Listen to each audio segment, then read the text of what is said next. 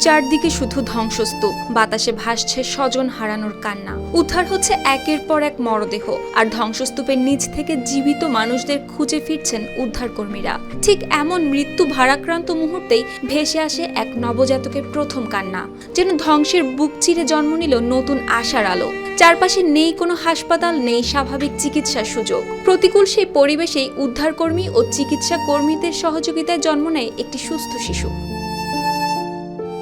জানা যায়, ভয়াবহ ভূমিকম্পে বিধ্বস্ত ভেনেজুয়েলার লা গুয়াইরা অঞ্চলে নিখোঁজ মানুষদের উদ্ধারে দিনরাত কাজ করছেন উদ্ধারকর্মীরা। ধসে পড়া ভবনের ধ্বংসস্তূপের মধ্যে প্রসব বেদনায় কাতর এক গর্ভবতী নারীকে খুঁজে পান তারা। মুহূর্তেই শুরু হয় আরেকটি জীবন বাঁচানোর লড়াই। চারদিকে যখন শুধু মৃত্যুর খবর, তখন নবজাতকের সেই প্রথম কান্না যেন কিছুক্ষণের জন্য স্তব্ধ করে দেয় পুরো পরিবেশ। ক্লান্ত উদ্ধারকর্মীদের চোখেও তখন ফুটে ওঠে স্বস্তির ছাপ। অনেকেই আবেগ ধরে রাখতে পারেননি, কারণ ধ্বংসস্তূপের নিচে যেখানে প্রতিটি মুহূর্ত মানে মৃত্যুর সঙ্গে লড়াই, সেখানে একটি নতুন প্রাণের আগমন যেন অলৌকিক ঘটনা।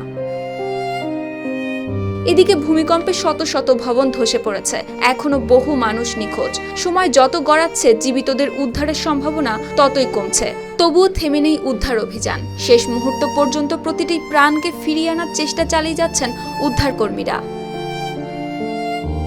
সুপ্তি রায়, RTV।